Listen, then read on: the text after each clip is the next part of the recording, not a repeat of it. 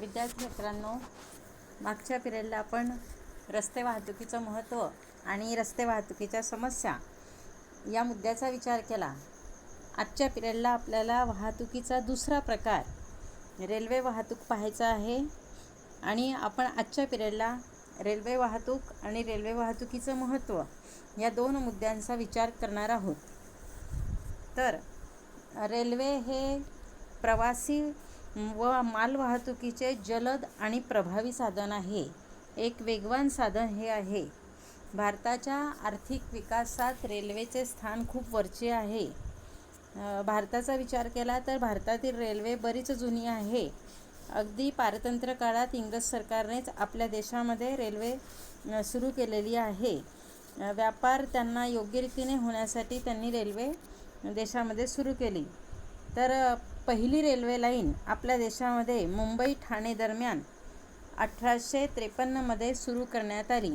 तर अशा रीतीने भारतामध्ये 1853मध्ये रेल्वे ही सुरू झालेली आहे. तर इंग्रज सरकारने व्यापार आणि राज्यकारभार सुलभ व्हावा, सोयीस्कर व्हावा या उद्देशाने भारतामध्ये रेल्वेचं जाळं विणलेलं आहे. तर देशाला स्वातंत्र्य मिळाल्यानंतर रेल्वे मार्गाच्या लांबीत ही बरीच अशी वाढ करण्यात आली. रेल्वेच्या विकासाच्या दृष्टीने अनेक प्रयत्न करण्यात आले. रस्ते वाहतुकीपेक्षा रेल्वे वाहतूक ही जलद वाहतूक आहे. तसेच एकाच वेळेला अनेक प्रवाशांची व मालाची वाहतूक रेल्वेद्वारे ही केली जात असते आणि म्हणून रेल्वेचं स्थान हे आर्थिक विकासात अतिशय वरचं आहे. तर जलद गतीने धावणाऱ्या रेल्वेचं महत्त्व आता आपल्याला बघावयाचं आहे.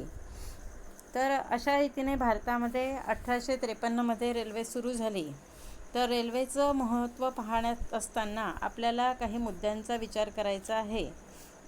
त्यातील पहिला मुद्दा म्हणजे औद्योगिक विकासात महत्त्व.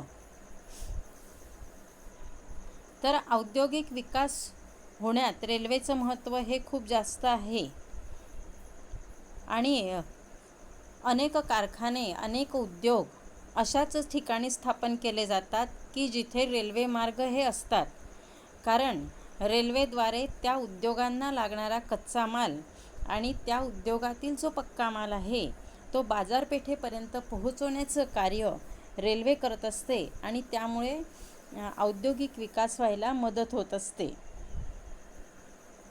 तर भारतातील मुंबई, अहमदाबाद शहरात कापड गिरण्यांचे स्थानिकीकरण झालेले आहे.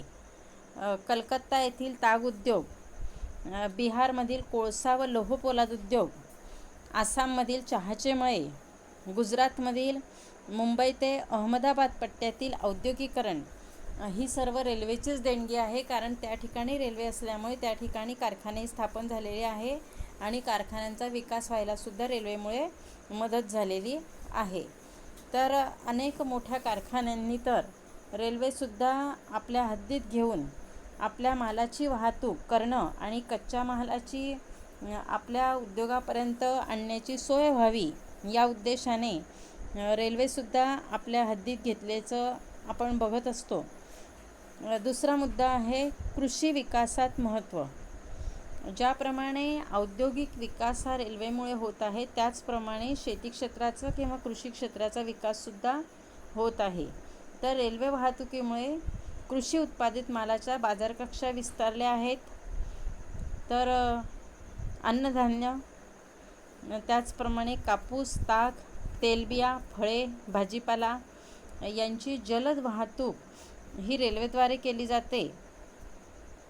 तर शेती क्षेत्रातला जो नाशवंत माल आहे, फळे, भाजीपाला यांची वाहतूकसुद्धा रेल्वेद्वारे जलद गतीने होत असते. त्याचप्रमाणे व्यापारी पिकांची बाजारपेठेपर्यंत नेणे आणणे हे कार्य केले जात असतात.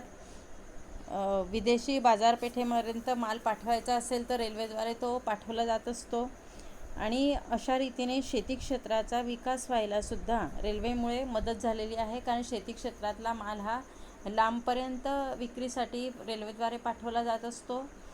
तर त्यामध्ये केळी झाली, ऊस झाले अशी व्यापारी पिकंसुद्धा लांबपर्यंत हे पाठवले जात असतात. आणि रेल्वे हे जलद वाहतुकीचं साधन आहे, त्यामुळे हा नाशवंत माल रेल्वेद्वारे पाठवल्यामुळे जास्त काळ टिकू शकत असतो. तिसरा मुद्दा आहे उत्पादन घटक गतिशीलतेत वाढ. तर कारखान्यात लागणारी यंत्रसामुग्री, यंत्राचे सुटे भाग, त्याचप्रमाणे कामगार वर्ग एका प्रांतातून दुसऱ्या प्रांतात वाहून नेण्याचे कार्य रेल्वे करत असते आणि त्यामुळे भौतिक गतिशीलतेत वाढ झालेली आपल्याला दिसून येते. तर कारखान्यासाठी जी अवजड यंत्रसामुग्री लागते, यंत्राचे सुटे भाग लागतात, तर ते रेल्वेद्वारे कारखान्यापर्यंत पोहोचवण्याचं कार्यही केलं जात असतं. त्याचप्रमाणे कारखान्यात काम करणारा कर्मचारी वर्गसुद्धा दुसऱ्या प्रांतातून येत असतो किंवा त्याच्या जवळच्या गावात तो अपडाऊन करत असतो आणि रेल्वेद्वारेच त्याला त्या कारखान्यापर्यंत जाणं शक्य होत असतं. आणि अशा रीतीने रेल्वेमुळे उत्पादन घटक गतिशीलतेत वाढ होण्यास मदत झाली आहे. चौथा मुद्दा आहे व्यापाराच्या दृष्टीने महत्त्व. तर कृषी उत्पादित माल, औद्योगिक क्षेत्रात उत्पादित उपभोग्य वस्तू तसंच कच्चा माल याची ने-आण करणं रेल्वेमुळे सोपं झाल्याने व्यापाराच्या कक्षा ह्या विस्तारल्या आहे. कारण एका भागात उत्पादित झालेली वस्तू दुसऱ्या भागात लवकरात लवकर पोहोचवणं रेल्वेमुळे शक्य होतं. तसंच काही माल विमानतळं, बंदरं यात जलद गतीने पोहोचवून तो विदेशात पाठवणं रेल्वेमुळे शक्य झालेलं आहे.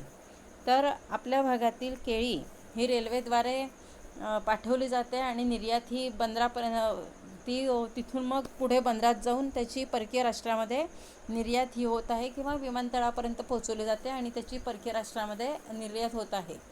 तर केळीची जी मोठ्या प्रमाणात निर्यात केली जात आहे तर ती रेल्वेमुळेच शक्य होत आहे. तर अशा रीतीने कृषी उत्पादित माल, त्याचप्रमाणे औद्योगिक क्षेत्रात उत्पादित झालेल्या वस्तू, कच्चा माल यांची ने-आण ही रेल्वेमुळे सोपं होतं आणि त्यामुळे व्यापाराच्या कक्षा विस्तारतात. त्या मालाची विक्री बाजारपेठेपर्यंत पोहोचवण्यासाठी केली जात असते आणि त्या मालाची विक्री करणं त्यामुळे शक्य होत असतं. पाचवा मुद्दा आहे संतुलित विकासात योगदान. तर देशाचा विकास हा संतुलित होणं गरजेचं असतं. फक्त काही भाग हा प्रगत आहे आणि काही भाग अप्रगत आहे असं व्हायला नको. तर देशातील सर्व प्रांताचा, सर्व राज्यांचा विकास सारख्याच गतीने होणं गरजेचं असतं.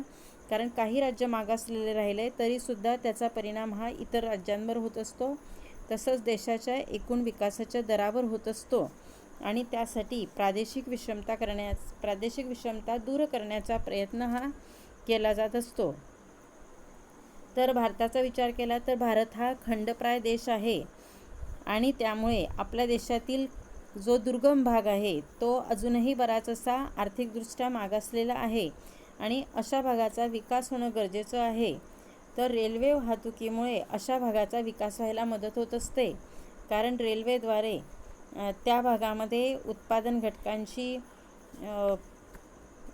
घटकांची जी टंचाई आहे तर ती टंचाई दूर करण्याचं कार्य केलं जातं. उत्पादन घटक त्या राज्यापर्यंत पोहोचवले जातात. त्या राज्याचा औद्योगिक विकास हा केला जात असतो आणि अशा रीतीने मागासलेल्या राज्यांचा विकास करण्यातसुद्धा रेल्वेची भूमिका ही महत्त्वाची आहे.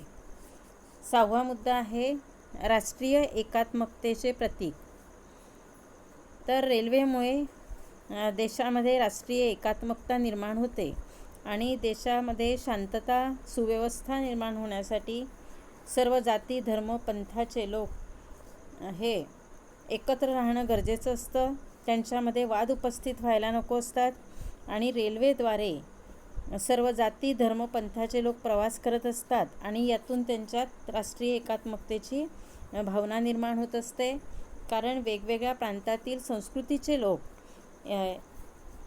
एकत्र प्रवास करत असल्यामुळे त्यांच्यामध्ये विचारांचं आदानप्रदान होत असतं आणि त्यातून मग एकमेकाच्या जाती, धर्म, पंथाबद्दल त्यांना माहिती मिळत असते आणि त्या धर्मांबद्दल, त्या जातीबद्दल जे गैरसमज पूर्वी होते तर ते दूर होण्यास मदत होते आणि त्यामुळे देशामध्ये राष्ट्रीय एकात्मकता ही प्रस्थापित होत असते. पुढचा मुद्दा आहे अंतर्गत शांतता आणि युद्धकाळात महत्त्व. तर देशामध्ये जातीय दंगली होऊन सामाजिक वातावरण जर दूषित झालं तर ही परिस्थिती आटोक्यात आणण्यासाठी किंवा नियंत्रित ठेवण्यासाठी पोलीस यंत्रणेची वाहतूक करण्यासाठी सुद्धा हे साधन उपयुक्त आहे. कारण देशातील काही भागात जर समजा काही कारणास्तव अशांतता निर्माण झाली, दंगली झाल्या, तर मग ते वातावरण लवकरात लवकर आटोक्यात आणणं आवश्यक असतं आणि रेल्वेद्वारेच पोलीस यंत्रणेची वाहतूक केली जाते आणि त्यामुळे तिथे लगेच शांतताही प्रस्थापित होऊ शकते. त्याचप्रमाणे युद्धसाहित्य, सैनिक यांची सीमेवर ने-आण करण्यासाठी सुद्धा रेल्वे हे साधन महत्त्वाचं आहे.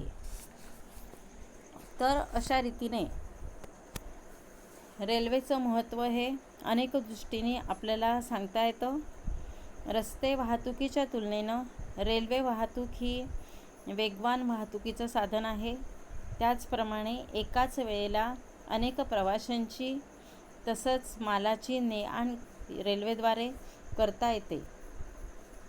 तर अशा रीतीने रेल्वे वाहतुकीचं महत्त्व आपल्याला स्पष्ट करता येते.